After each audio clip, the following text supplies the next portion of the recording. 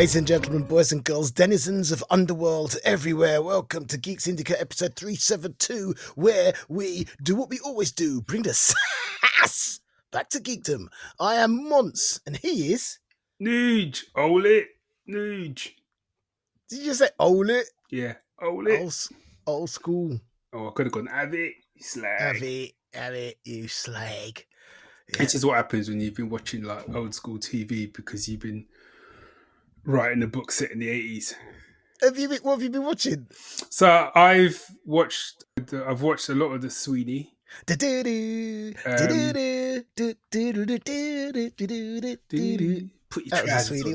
trousers on your neck. Yeah, fantastic. We're the Sweeney, son, and we haven't any dinner. You've kept us waiting. Now, unless you want to kick in, you tell us what we want to know. So my question is, we're going to get on to what else it was, but my question is, does it stand the test of time? Yeah, I mean, probably not in today's progressive society. Because let me tell you, people got a beating in that show, man. People got a whooping, man. When you think one of the intros is literally them chasing down a guy, and it ends with like Regan's fist like going into the camera type thing, and then that's what he's getting hauled off to a car, and I'm like, yeah, I can't see this. I can't see this in that show. Can't see this ending well for the man. Yeah, I mean, you know, Life from Mars is effectively that anyway. But yeah, Life from Mars didn't go hard enough, man. Okay. Lots of people getting called toe rags. Oi, Billy, leave it. Okay. What else you been taking in? The thing I've been watching a lot. So for people that know, my second book, which is called Mystery of the Midnight Cartographers, which is hopefully coming this year, is set in 1980s. It's kind of like Stranger Thingsy type deal, but UK and stuff. But I've been watching a lot of Grange Hill. Grange Hill? What era Grange Hill? Come on, man. There's only one era, okay, man. All right, yeah. Tucker and Benny Green, do you know what I mean? Yeah. Okay. And Alan. Do. Yeah. I always thought Alan was badass because he did judo. and how's that going? It's good, man. It's good. It's good. I don't know what to make of it because there was that laugh and then there was that sign and it was like, yeah, it's good. No, it's good because I don't know how well it would stand up if you never watched it back in the day and you sat down and watched it now. But as someone who grew up in the 80s, do you know what I mean? It and obviously went to school in the 80s, it really kind of took me back. But what I found now is I keep saying my swear words have changed. I keep saying flipping all the time now. Flipping heck, Tucker. There's a couple of times where like Sue's asked me something. Oh, flipping hell, Sue. He just looks at me. He's like, and she's like, the sooner this book gets done. Do you know what I mean? Love that. Okay, nice. What a cat's vocal tonight, man. Yeah, I told you as we spoke earlier off air, because he gets tuna at 9:00 because he has drugs with the tuna. And it's the only way we can get it's for his arthritis. It's the only way you can get it is to give him a load of tuna. I know, like, man. You said it's the way you put it. He has drugs with his tuna. He has a touch of fish and a line of Charlie. But literally, it gets to 9:00, which is why he's doing what he's doing. I mean, to be fair, it's 9:45 now, and he'll just come in and he'll just prowl around looking at you like, what's going on? It's gone 9, man. What are you doing? Whereas my dog's lying on the floor looking like he's been shot. He does it when he gets into deep sleep. He kind of rolls over on his back and his like paws are displayed like someone's just shot him and he's gone over backwards. It's really bizarre. Is that where the play dead comes from then? It must be because it's like it genuinely looks like he's been shot. Or as I could say that, Steve, play dead. Yeah, he just looked at him like stroll on. Yeah, standard, man. Yeah, that's why I still say cats are cleverer than dogs. Yeah. I know all the dog lovers are going to get up in arms, but you know what I mean? I love my dog, but there's no denying it. Go watch Superman. In fact, we could talk about Superman. Have we talked about Superman? I don't think we've actually spoken about Super. Oh, well, let's get to it. Let's get to it. First of all, any shout outs? Yes, I want to give a first off. I want to give a shout out to my mum, because when this episode drops, it will be the anniversary of her passing. So I want to give a shout out to Isilda Nugent, Yeah, raise a glass. RIP, and all that. All right, mum, air up. And another shout out to my sis. Well, my virtual sis, Stace, who's turning 40 this week. 40, Stace, 40. Yeah, 40. Big 40. Yeah. So happy birthday. Yeah, remember it well. Yeah, I don't. Yeah. And happy birthday to us, I guess. Yes, happy birthday to GS, who turned, 19? 19. 18 years, man. Yeah. Until you talk nonsense. That's right. Oof. Okay, still good. That's me done as well then. Have we got any news, or should we just go straight to the stuff? I have one bit of news that Go on then. I had other news, but then I was kind of like, yeah, do you know what? Go online, man. You'll see that news. Do you know? Wow. Okay. I ain't do the work for you, man. It's like, I've been doing this shit for 19 years, man. Take a day. I'm gonna take a day off, man. You want to find some news? Go online. That's my advice. Anyway.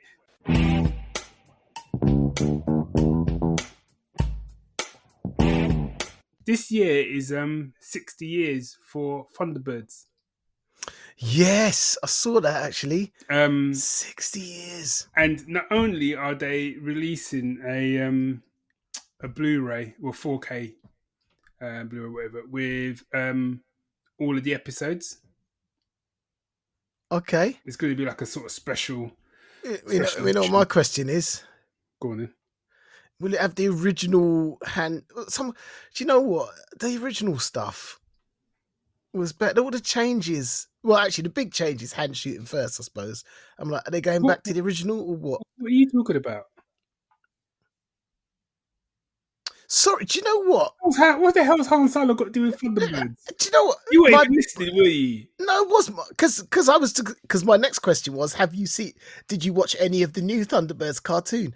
But for some reason, my brain just flicked over into Star Wars. I don't know what happened there. I was just like, have they made any changes? Han shoot first? Well, that would be a change if Han shoot first in Thunderbirds, since he was never in it. And when you said that they're releasing like new discs, and I was like, what? They're gonna have all 9 movies? I don't know what happened there, man. Wow, man. Wow. That was what they call a senior moment. Yeah, big time.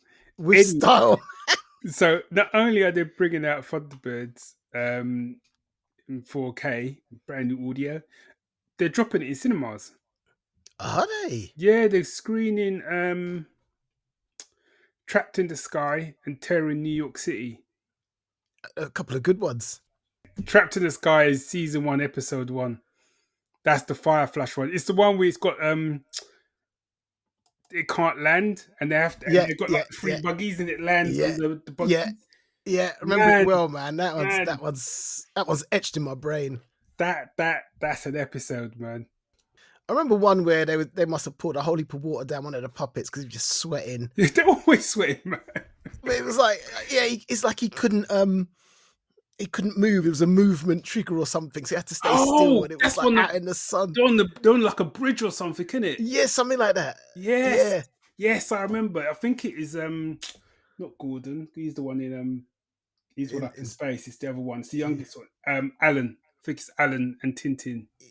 Yeah, and he's and I just remember, and they're like, and he can't fall over because then he's starting to sway a bit and stuff. Yeah. It was like, great stuff, man. Great stuff. Man, I loved Thunderbirds, man. Did you ever watch any of the new cartoons? I watched the first season. I think when I jumped ship was when they brought in some villains or something that were kind of anti-Thunderbirds, like the Wrecking Crew or something like that. I'm like, nah, I'm out, man. Because I thought it went against kind of what I know. Like in the original, you had like the Hood. He was the guy. He was always in disguise trying to get photos of like Thunderbird equipment and stuff. And there was a couple other little enemies here, there, and everywhere, but they never really made a big thing of it. What I really loved about it back in the day and still do now was the fact that actually they were just there to help people. Yeah, They weren't fighting evil or nothing like that. They were just rocking up to help folks, and I think there was just something about it that I just liked, man. And you couldn't do it now because each episode was about an hour, and the pacing was quite and slow. actually slow. Yeah. You couldn't do it. But you know that pace was all we knew back then. So Yeah, because I remember watching the original Superman quite recently with Christopher Reeve, and I'm like, that was slow. yeah. Slower than I remember. But anyway, there you go. Anywho, but yeah, so basically, yeah. So they're going to be doing screenings around UK and Ireland this coming Saturday and Sunday. So if you head over to the Anderson Entertainment site, or jerryanderson.com, I think it is, you will get all the info. Nice. And with that, it's time for the week that was. Aye.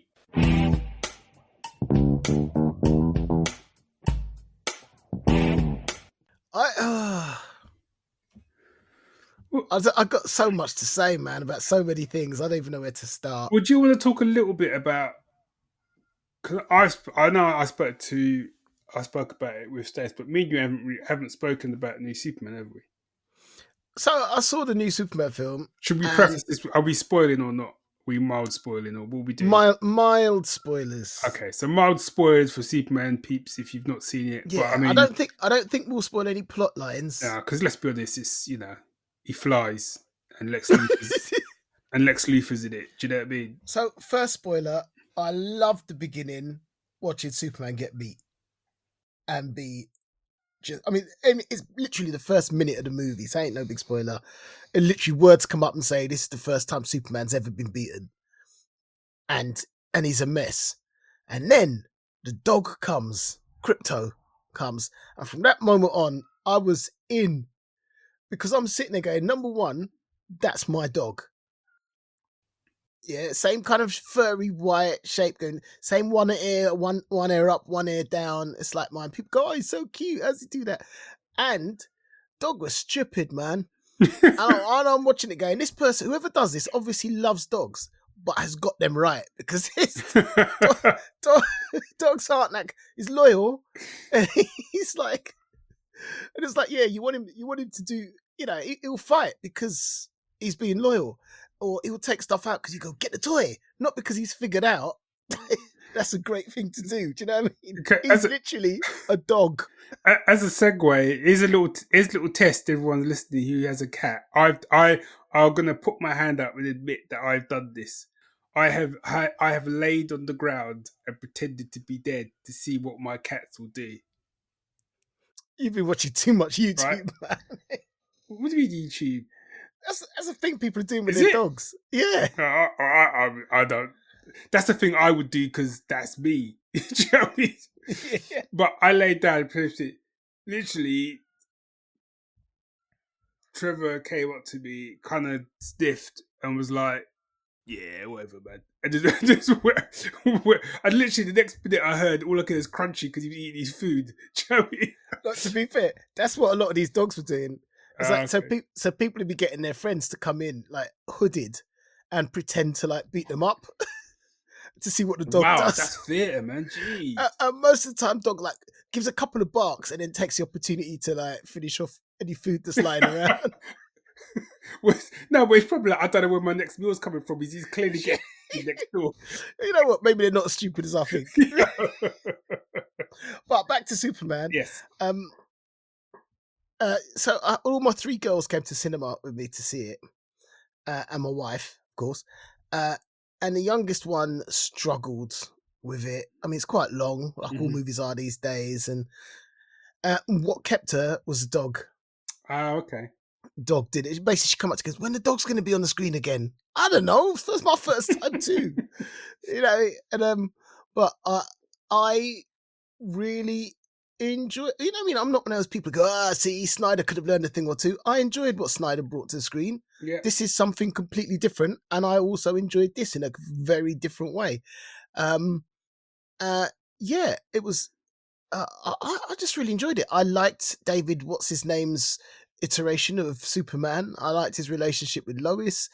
I thought there was too many characters for them to be able to effectively do stuff with them. Yeah, Some of them that's what I was going to say. just filled up space on the screen for no reason. Yeah.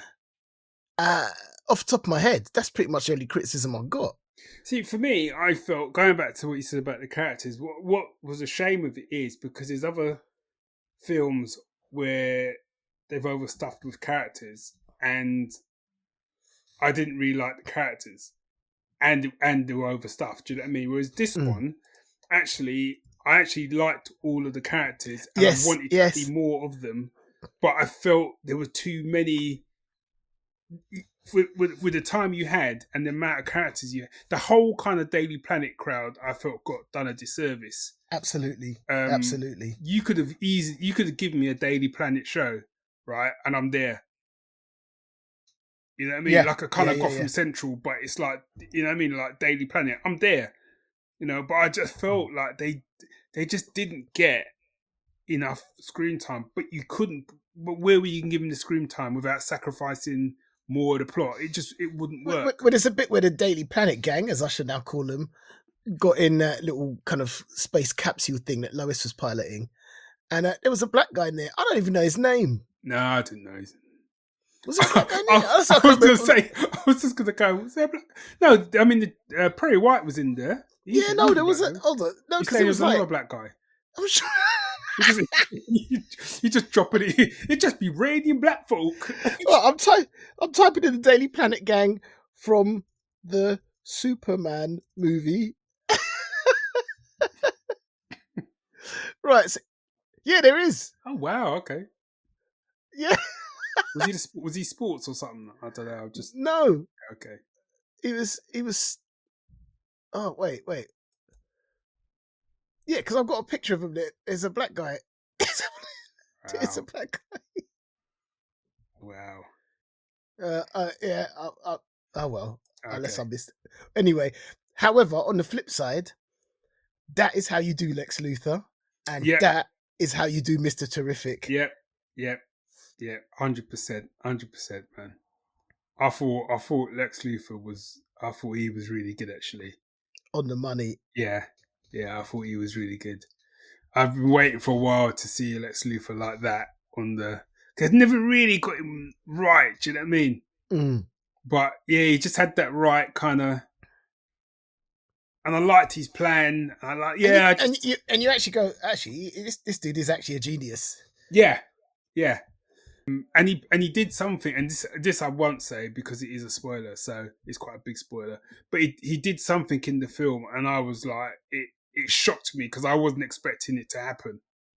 Echo what you said, you know, and I'm again another person who enjoyed Man of Steel. Sorry, I did, and I really enjoyed this. Sue loved it, you know, and I really did enjoy it as well. And it was different. Yes, you know, people can sort of go, yeah, this is more like Superman from comics, whatever. Because you know, there's loads of different interpretations of exactly Superman. Exactly. I'm not even going to go down that road. Do you know what I mean? But for me, I enjoyed it, I had a cracking time. So here's my little thing, right? That I find a bit odd. So this is aimed at kind of like families and stuff in it and kids, you know, because a lot of people say, a lot of people have kind of said, well, you know, again, to compare to Zack Snyder, it's not as dark, it's very bright and, you know, and it's fun and there's a dog and stuff like that. But one of the things that he said is, because obviously they've announced they're doing this like a sequel in there called Man of Tomorrow. But what he's also, so this is James Gunn, he said that, so, you know, the Peacemaker TV series? Yeah. So it's on its season 2 at the moment. Yeah, which, I mean, I loved season 1. Yeah, have you started season 2 yet? I haven't started season 2 yet. It's good, it is good. I can't even say. You need to watch it because there's one code name in there that's just gonna crack you up. That's all I'll say. Okay. But what he's saying is this season is basically leading into the second film. Oh, okay. So it's almost like a kind of mini sequel, almost in itself. You know? So I heard he went back and changed the end of season 1. Yes. Yeah, he did. Yeah, it is Because there's different. a bit where the Justice League appear and he's Yeah. changed it to the Justice Gang. Yeah.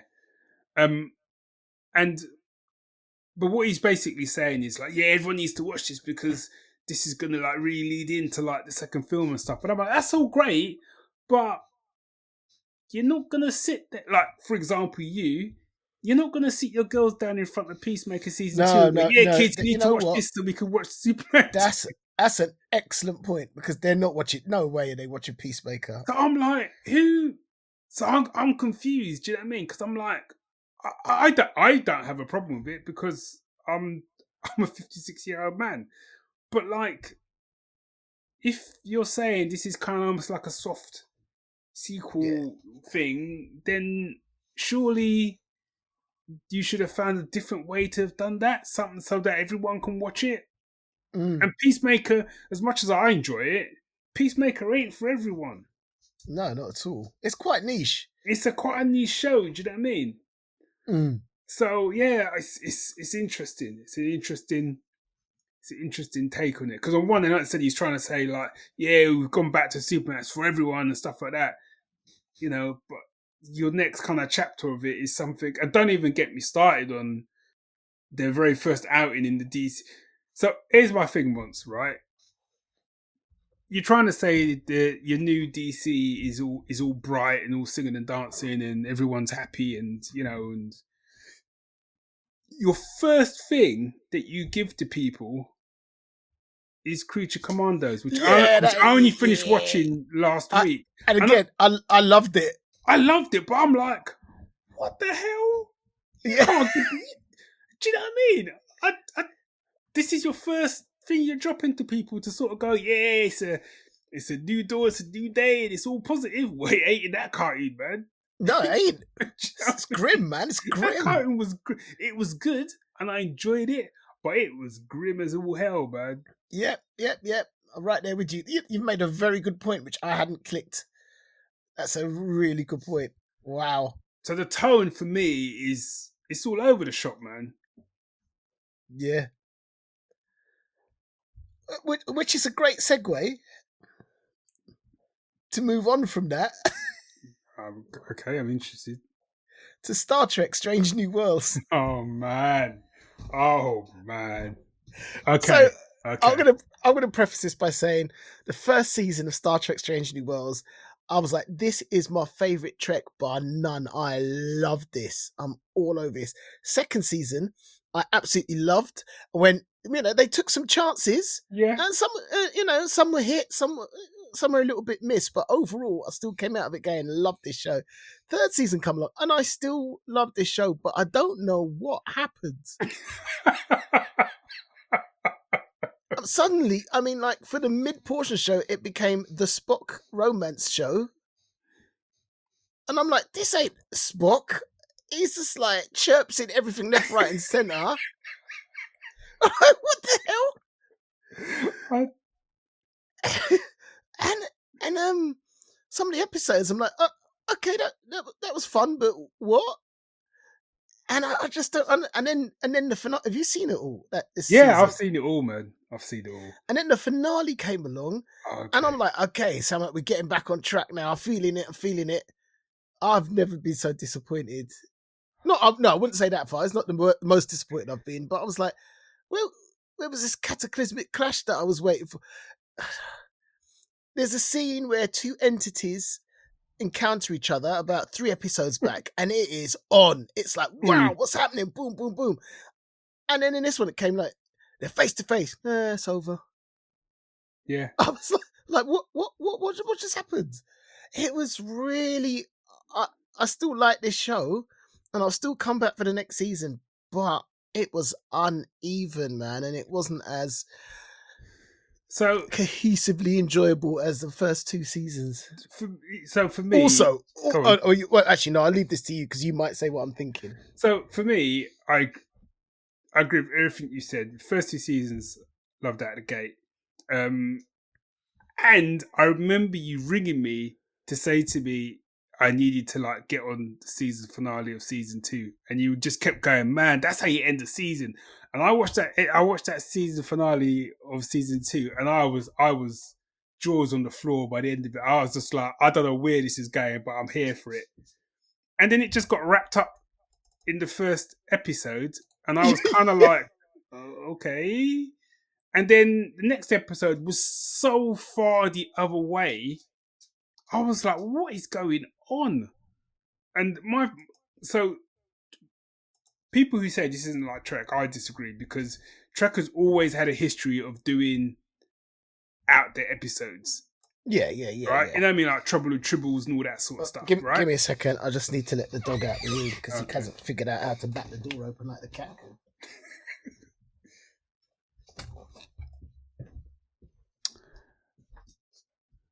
Hi, this is Chester Crab, and welcome to Smooth Jazz 305. I'm your host, Chester Crab. Sorry, you still listening? Yeah, I'm back now, Mr. Crab. Jeez. Just trying something out. Anyway, so for me, like I said, the tone was so... One, the tone was all over the place. Two, one of the things I used to love about... Not used to. One of the things I love about Star Trek is when they do episodes where there's no... You're given no answer. You know what I'm saying? You're left to kind of struggle with whatever was going on in that episode. It's like you hold it, you know?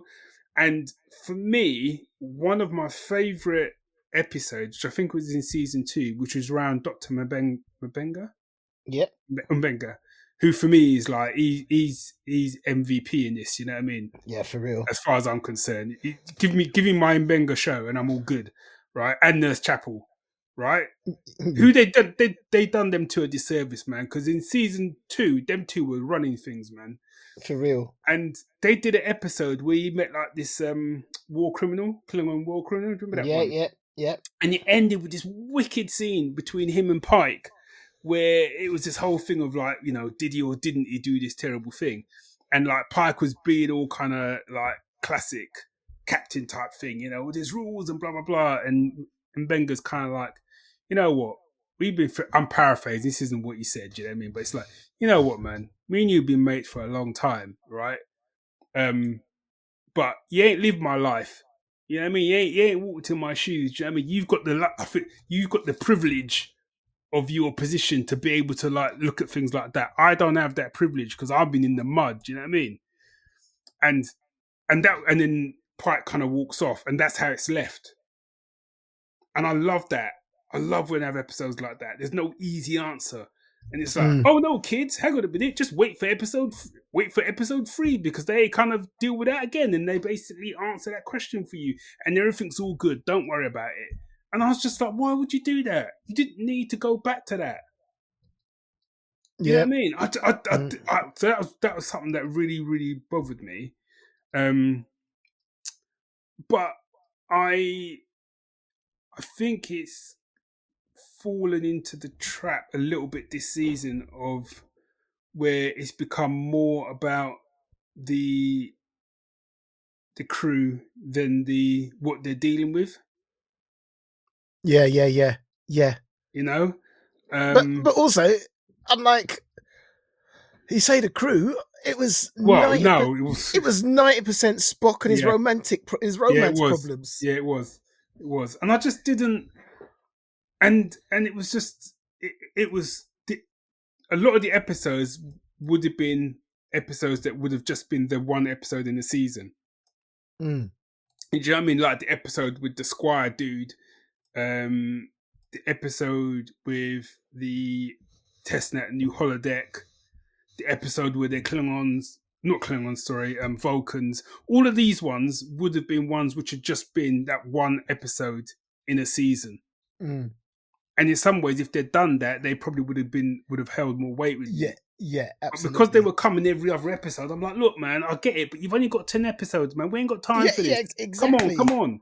And when they did that episode where it was that enemy that then came back in the season finale, that episode was really good. And the way they ended that episode, right? Because it was the woman that's normally running jokes. And for that one time, she was serious, and she was like, "There's evil in this galaxy." Do you know what I mean? Yeah. And if this thing ever gets out, we're done. Mm. I thought they would leave it, and I thought maybe they'll come back to it next season. And I thought this was going to be like a new Borg type deal. Yeah. You know what I mean? And it's like, oh no, kids, 3 episodes later. Do you know what I mean? And dealt with so easily. That season finale for me was one of the weakest, most obvious season finales I've seen in a long time. Also, they had that bit where they're in the ready room and they're talking about it could be because, and I'm like, I've never seen such a tenuous conclusion jump to so quickly. Where they're like, yeah, maybe it's this, maybe it's that, and what if you're saying it's this? Yes, it must be. Okay, well, let's do something that. To me, what it came up with is basically, so it's magic then. Yeah, we should do some magic back. In a lot of ways, it was quite a downer of an ending for a season. Because it's a bit at the end where, like, he goes, they're like on the. And normally, in every Star Trek, you get to that bit where they're all on the bridge, everyone's on the bridge. It's like, yeah, let's see what's out there. Come on. And effectively, he was like, yeah, do what you want. I don't give a fuck. I don't know. It was just a very strange season. It was an odd season, man. Yeah. As I said, I feel like in the writers' room, they've come in, they've gone, everyone loved that musical episode. Let's do more of that. Yeah. Give me more of that. Let's have more of that. Or maybe the studio went, yeah, I think you guys need to do more of that. That went down well. Yeah. That's what I mean. And the showrunner's going, I'm not sure. And goes, no, you must. Yeah, we need more of that. Which is why I'm giving the showrunners the benefit of the doubt there. Yeah. But as you said, overall, it was. I enjoyed. I'll still be back. I'll still come back. I didn't hate it. You know what I mean? But it was definitely the weakest, most disjointed season for me by far. By far. Yeah. Anyway, let's see what we've got. I've got a book. Cool. It's called The Stranger Times. Okay. So I'll read the blurb because I think it'll do a better job of explaining it than I will. Sorry, there are dark forces at work in our world, and in Manchester in particular. So thank God The Stranger Times is on hand to report them. A weekly newspaper dedicated to the weird and wonderful. It is the go-to publication for the unexplained and inexplicable. At least that's their pitch. The reality is rather less suspicious. The editor is a drunken, foul-tempered and foul-mouthed husk of a man who thinks little of the publication he edits. His staff are a ragtag group of misfits. And as for the assistant editor, well, that job is a revolving door, and it's just revolved to reveal Hannah Willis, who has got problems of her own. When tragedy strikes in their first week on the job, The Stranger Times is forced to do some serious investigating. What they discover leads to a shocking realization. Some of the stories they previously dismissed as nonsense are in fact terrifyingly real. Soon they come face to face with dark forces than they could ever have imagined. When you started reading that, I was like, oh, this sounds interesting. It sounds fun, isn't it? And the more in you got, I was like, hey, okay, all right. And that was pretty much my experience with the book. Really? So when I started it, I thought it was fun. Do you know what I mean? I thought this is quite fun. It's kind of a little bit. Do you watch Slow Horses? Yeah, I'm way behind. Watch the first season. But you're weird. Okay, well, you watched the. So it kind of reminded me a little bit like that where you had they've got like a Gary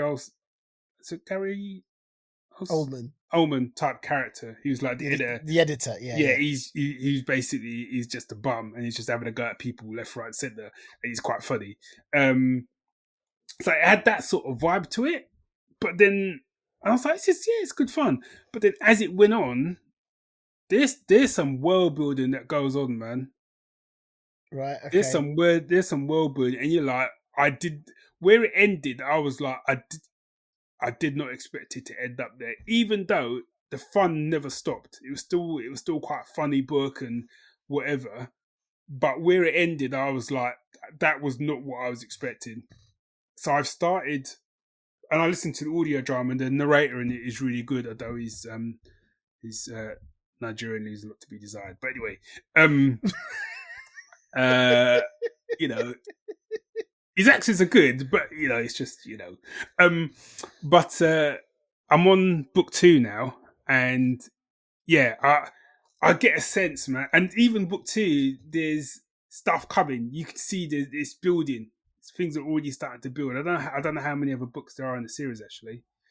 But no, I think you'd like it definitely. No, I've just got it up on Amazon. I'm like, okay, Yeah, it's a good read, man. okay, all right. Yeah, I mean, do we talk about like detective crime drama stuff? Is that in our remit? Well, tell me the detective crime drama, and then I'll tell you if it's in our remit. It's 2 that I'm going to cover really quickly. I'm not even going Okay. to go into any great depth.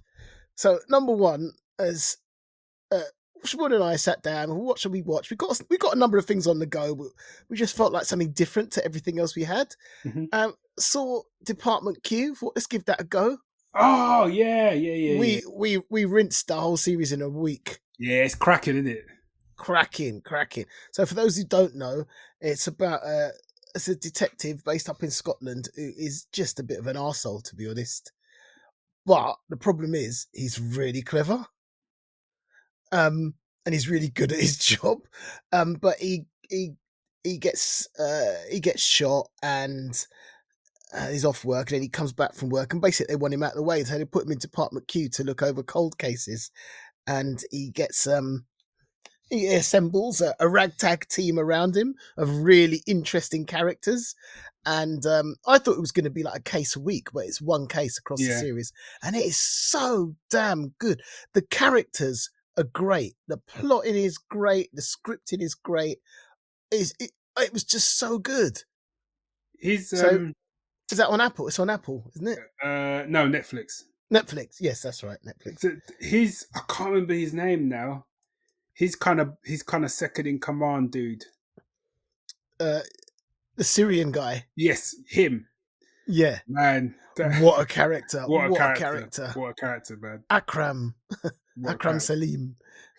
Anytime he went somewhere on his own, I was like, we're gonna get some Akram action now. There's a bit where they go into like an estate or something, and he takes off his kind of like ID and gives it to the woman. It's like, you wait here. So, you know, and you're like, oh, here we go. Effed up that dude. But I mean, so Department Q, I thought was fantastic.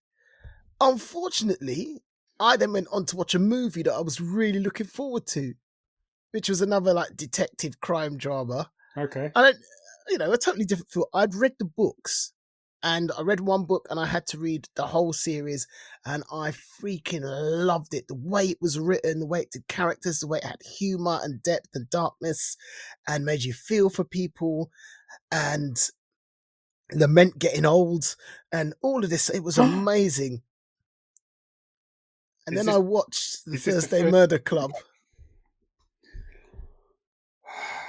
Have you seen it? Just can I just be back in 1 second? 1 second.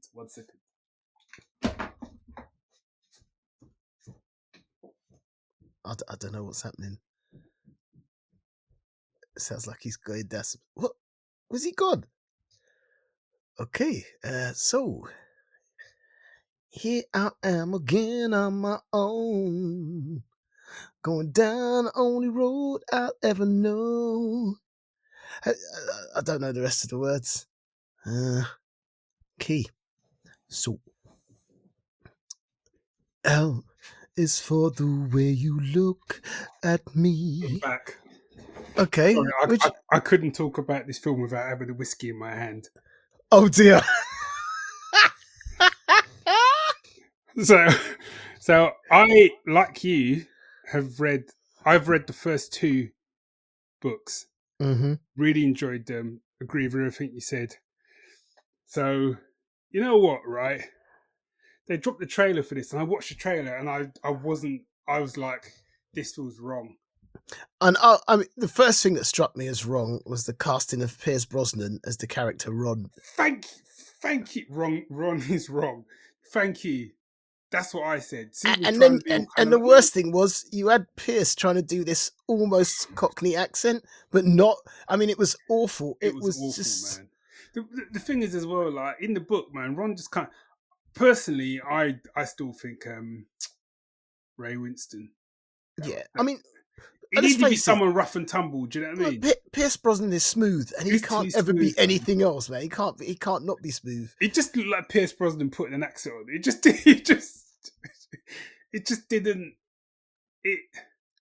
I didn't buy the acting, the direction, and I ended up. There were still moments where I smiled and I got through it. And went, yeah.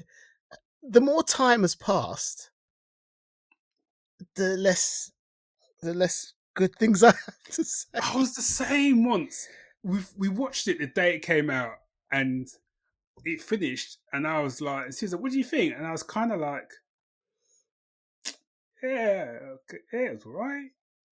And then the more distance I put, the more annoyed I found myself getting. The character I was most annoyed with, and I can't really say why without spoiling it, so I'm not going to, but I'll say the character is Bogdan. Yes. I'm just like, what are you doing, man? You can obviously tell by my reaction that I am in agreement with you. He was a fantastic character in the book, and you just destroyed him, man. That's the exact word I was about to use. Destroyed him. And I get it. I get sometimes things. I mean, so I had a friend who was in it. Oh, okay. And I just watched the stuff he was saying on it, and he had he was one of the old people at the home, and he had some lines and he had bits and whatever. And then he went to see the premiere, whatever, and he said that 95% of his stuff ended up on the cutting room floor, as did a lot of other people's. And he goes, they have cut so much out of it, really, just to make it fit in the time they got. The first thing I thought when I watched it was should have been a TV series. Should have been no. Yeah, no two absolutely. Ways about it. So ways about it. Because did you watch or do you watch Only Murders in the Building? Of course. Right. So we recently. I thought I didn't. First season was all right, but so I left it for a bit, and we watched the fourth season only a couple of weeks ago. Loved it. I'm like, yeah, this is back on form. But like one of the reasons I love that first season more than the other season is that basically it's about three people finding each other, and two of those people are old people, kind of moving towards end of days type deal. Do you know what I mean? And they're finding a new spark of life and stuff like that. That wouldn't have worked as a film because you needed the time to get to know the characters and see their deal almost. Do you know what I mean? And I felt like the actors in this were so keen to show you who those people were that they overacted. Yes. Yeah. Yeah. And we're talking good actors here. Yeah. And I wasn't impressed. I almost felt a little panto. Yes. Yeah, it did. Because there's a bit where they sort of go, you can join. You can join the club and come. So who are you? Didn't I say we're the Thursday Murder Club? big beaming smile that no one ever does without looking a little mad. And in the books, like one of the police, the main sort of police guy, he has eating disorder, which I believe the author does or used to as well. And it's dealt with really well in the books because obviously he himself had it, so he's able to draw on that and stuff like that. Whereas if you hadn't read the books, you would not have got that from watching the film. All you see is a bloke who's overweight who just seems to be eating every so often. I don't know if you clocked it. He just kept eating the chocolate bar. Likes his chocolate. Yeah, but there's no context to it, so it looked almost not fetishish, but it didn't work because there's no context. Whereas when you read the book, you realise why he's doing those things, and there's a whole backstory to it. Mm. Yeah, it weren't. Yeah. Yeah, it was. I found the more time's gone by, the more I've gone. That's just a bit tragic, really. All I can take away from it is, I mean, on one end, as an author, I know it's that thing. We had that conversation when they'd done the script for when they were going to adapt Fallen Heroes, and they'd sent me the script for the first step. The sort of 6 episodes, and like I said, the first episode, the first scene was like Jason Hughes. It was like Jason Hughes, and I was kind of like,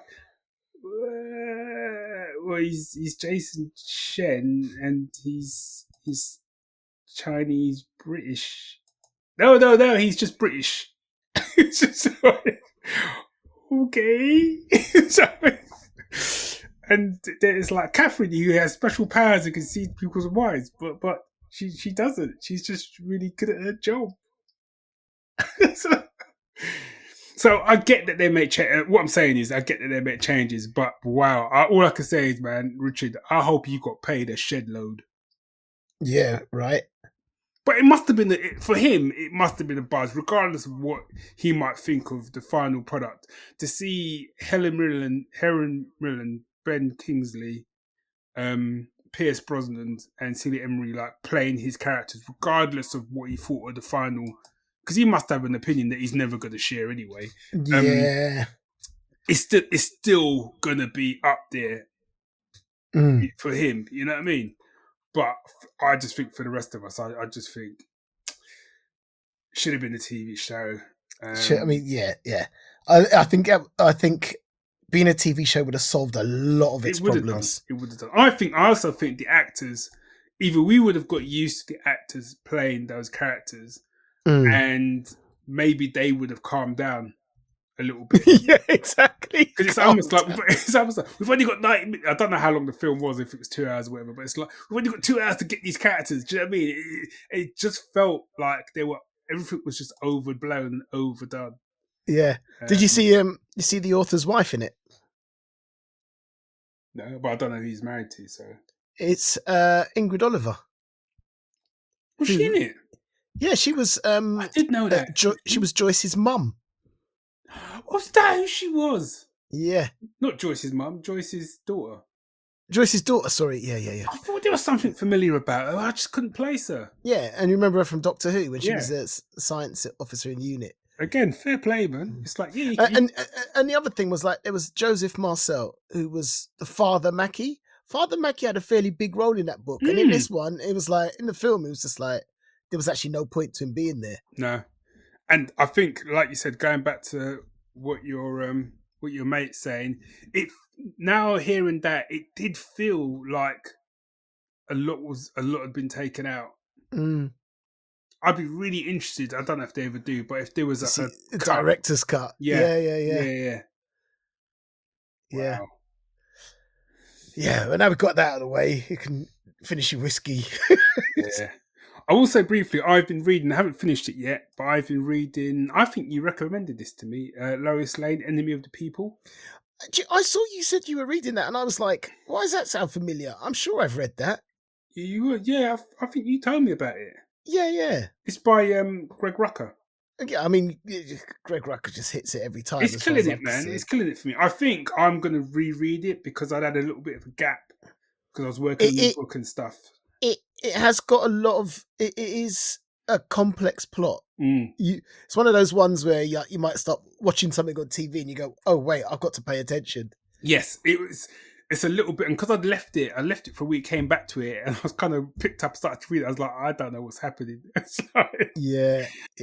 But I'm enjoying it. I think it's really good to see Lois Lane doing her thing and actually seeing Superman far less in it. And one of the things that got me about that was her doing proper investigative journalism. Yeah. So yeah.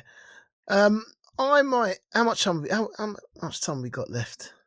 I'm good. It's all right, man. Whatever you're gonna say, man. Right, I'm gonna talk about a podcast. Well, it's not a podcast; it's an audio drama podcast. Mm-hmm.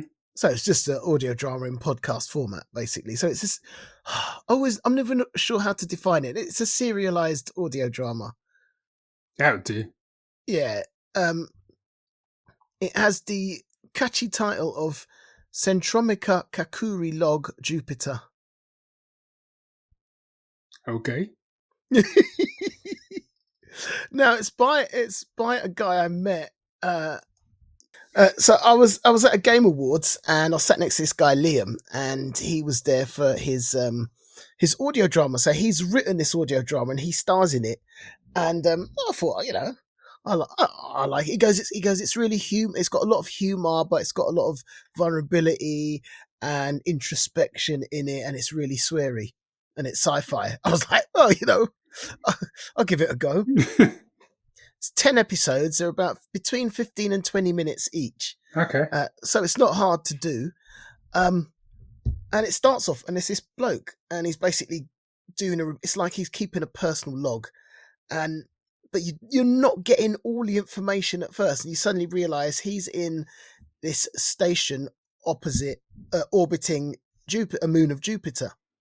And you know those stories where someone is like in a deep space mission on their jacks. It was on his own. Yeah. And you're like, number one, why would you create a job where someone sits in a tin can on their own for like a year? And then so you realize this is a 10 by 10 box. You know, I mean, it's not even that big, and he's meant to be monitoring stuff. Something has happened. Some solar wave has happened, which has cut out all communications. So he's got no idea if the rest of the solar system is inhabited or Earth's been wiped out. He's just on his own, and he's recording this thing to keep his sanity. And as you listen to it, you go, this is a man doing his best to hang on. Right. Do you know what I mean? And as it goes on, you see, you going, actually, it answers the questions of what would make a man go and do this job? What's taking him out there, and how is he coping, and what's going on?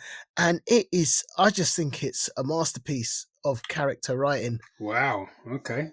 I just think you think somebody go, this is quite funny, this is a bit ridiculous, and by the end of it, you're just like, holy shit, man, this is so.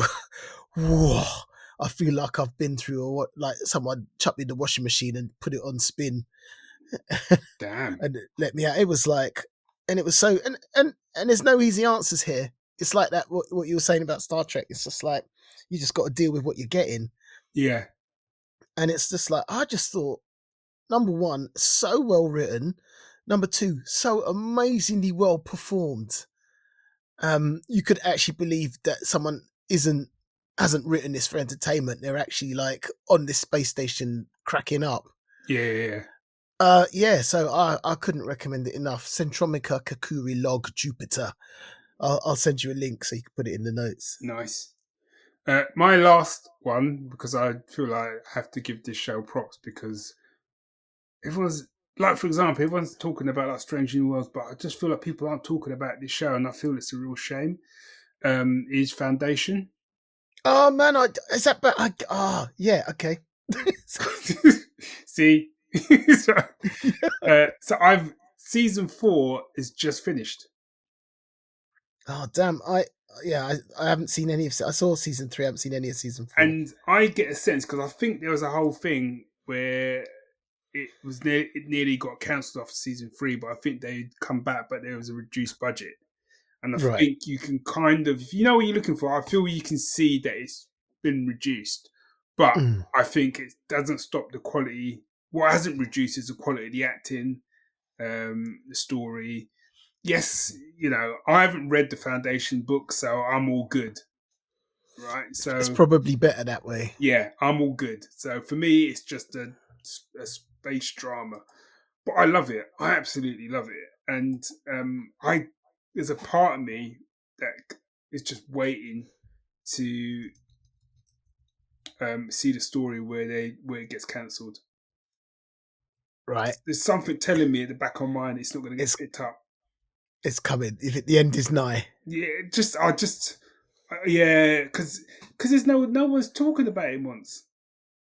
And I But think it's a I think we've shame. had this conversation before that it's so hard now because once upon a time we all had to watch the same thing and you knew where it was. And there was less. Yeah. There was less. And I think it's, I said I think it's a shame. And I think Apple are killing it, man, when it comes to their kind of sci-fi things. Oh no. Because I was like, yeah, I need to like, cut down on my subscriptions.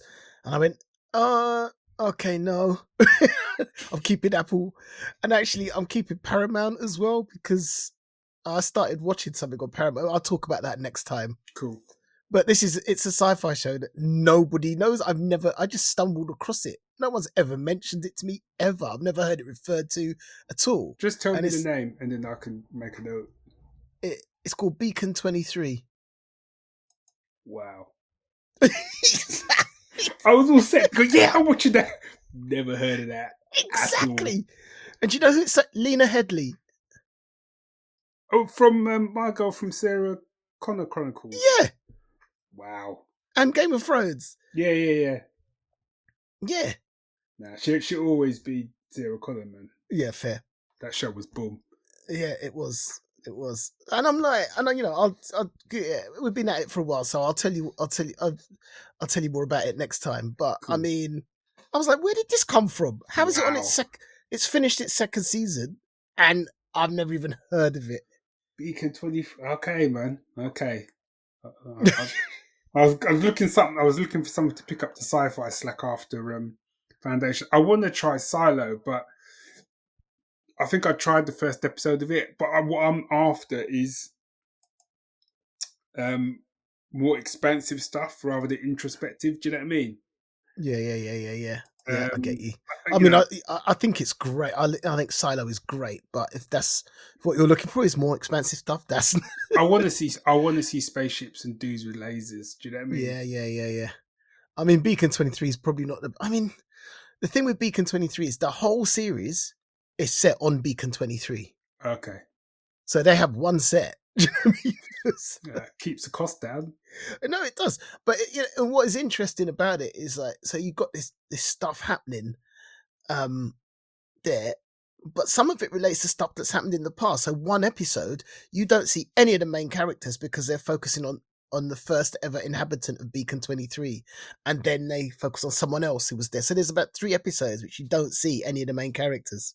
But that's like one of the things I love about Foundation is because every season jumps like hundreds of years, and other than a couple of the characters, and they kind of explain how they're able to sort of whatever, like Harry Solden and whatever, and one of the main sort of characters, I've forgotten the name now, but and Empire, who kind of goes on, but that's interesting because even Empire's not the same person. Exactly, and wow, is he not the same person in this season?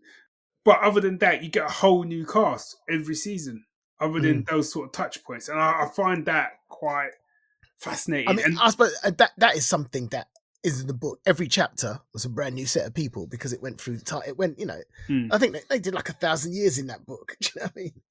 Yeah. Right, buddy. Should we round it up? Yeah. So, the drill. It would be lovely to hear from you. Tell us if you think we're talking nonsense. Tell us if you are offended by my cussing of dogs. Can you think of an expansive sci-fi series for Barry to watch? We're all up for the new suggestions of stuff we haven't heard of before. But yeah, join the conversation. And you know how to do it. Go on, what you saying? I was just gonna say, anyone listening, don't pretend to be dead around your cats. It don't work. Thanks for the advice. Sage words from the Nuge. You're welcome. Message us at the geeks at geeksyndicate.co.uk or find us on social media. We're easy to find, Geek Syndicate. So till next time, Geek Syndicate, we're out. And you can listen to my show Smooth Jazz with Jerome Crabb every Sunday morning at 9. Jerome Crabb. Where'd you even get that from? Your brain, man. That was a two. That's a 2 glass suggestion. Okay, fair. That makes perfect sense.